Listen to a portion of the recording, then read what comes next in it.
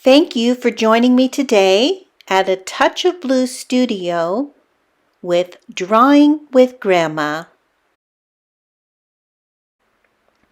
Welcome back to my studio. Today's demonstration is a continuation of the ink wash that we did during our last lesson. I demonstrated some of these small drawing studies with a brush, with ink wash, with added colored inks, and the addition of pen and ink if you desire, or watercolor.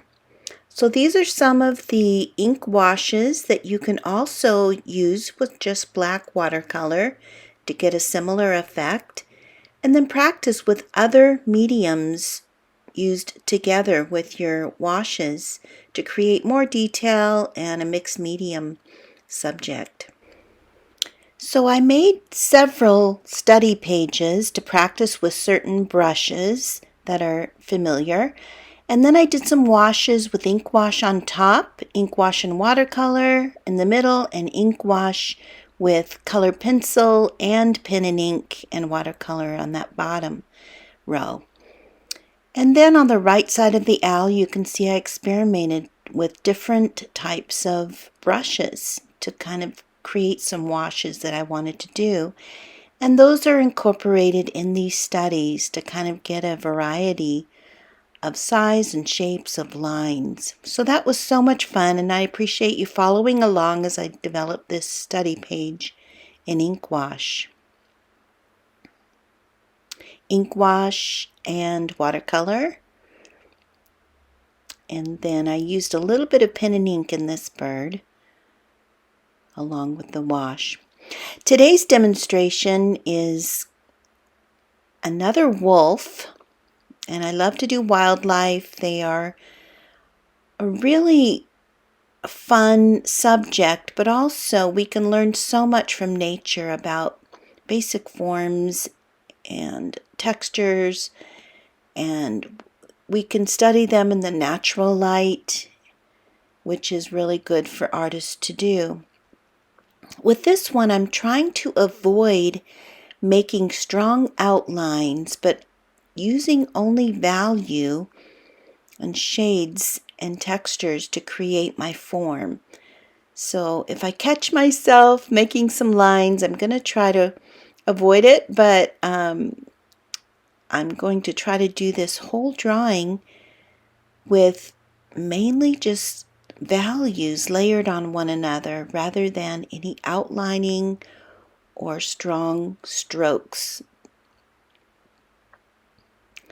So what I'm doing this time with this wolf, he is gorgeous and he's looking straight at us, which I love because it's good practice for the symmetry of the head, because the patterns on animals are often very much the same on both sides, and so it's a good way to practice the symmetrical development of their heads. And he has these teardrop shapes of hair next to each eye that I want to be sure to measure correctly. So I'm trying to get those eyes the same on both sides. You'll see later that I struggled with it a little bit, but it's good practice. Even if I make mistakes, that's okay. Not every drawing is as easy as other ones, and sometimes there's so much detail that it's difficult to develop it all, but we want to suggest them and consider these practice studies in our sketchbook and not get discouraged. So you can see I've placed the eyes, and now I need to develop the framing of his head and face with those patterns that are in his fur.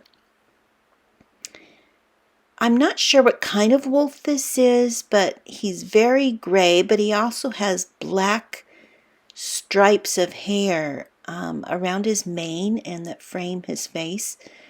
It must be a gray wolf, but I'm not sure. So you can see the right eye is a little bit too big, so I'm already sure that I'm going to have to adjust the right one, but I'm going to go ahead and develop the left one and make that one my guide.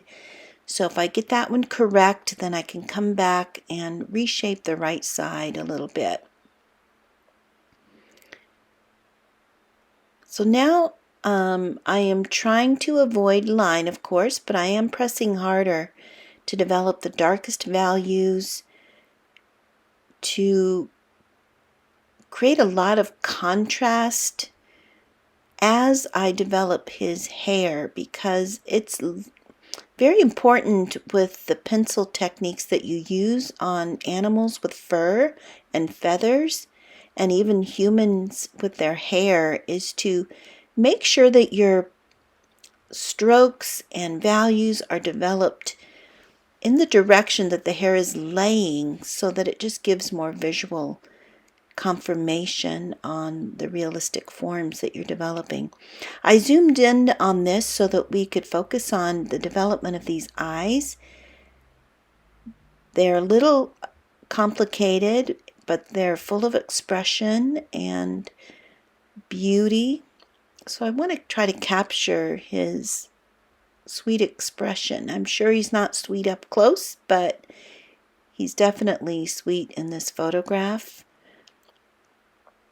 And that's one of the mysterious things that we appreciate about wildlife, is that when we capture them in their natural settings, they are often so gentle looking.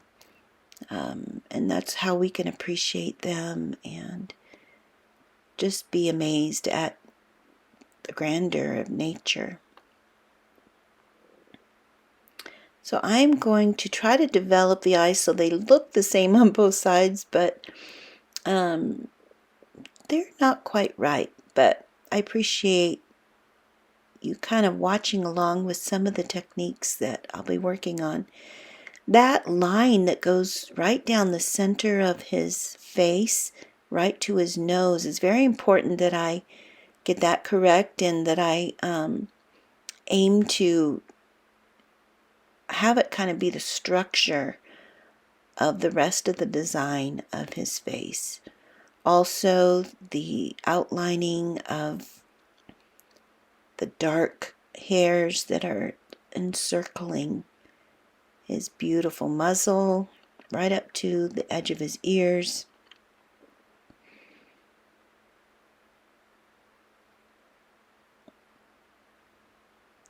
The light source on the resource that I'm using is very mild. There's not a really strong light hitting him. It must be like a foggy day, because it's a very mild light. But we can still capture some contrast because of the contrast of his hair color and value, and so it can still be an interesting drawing.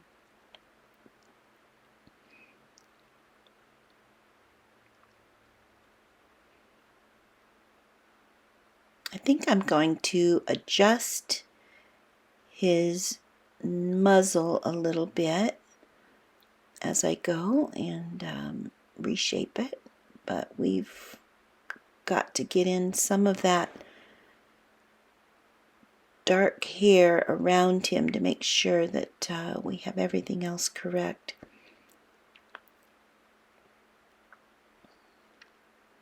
A few little hairs on his eyes, just to make those the focal point. And then I will go in with my eraser and erase out any highlights that need to exist, to just add more contrast and interest.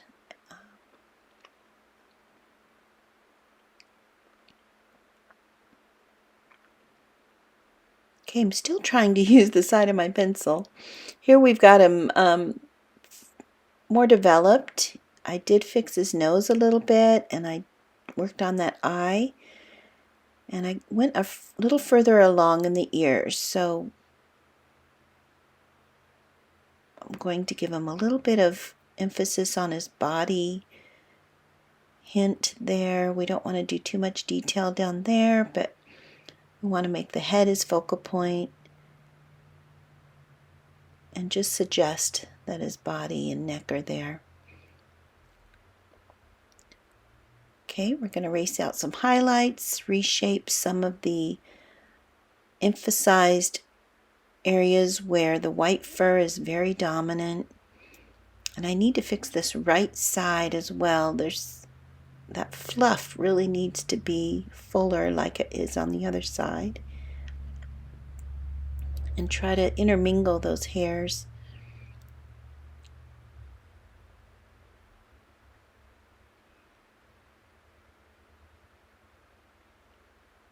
Maybe a little off the top of his nose, because even though the light isn't real strong, there's going to be a little lighter value on the very top plane of his nose and maybe down the center. So I think I will do that too after I shape this chin.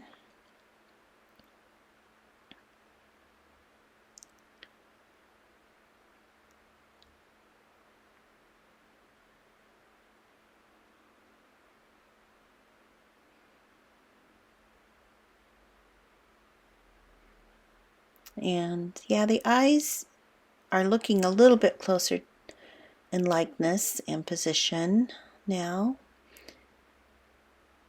And the muzzle is pretty even.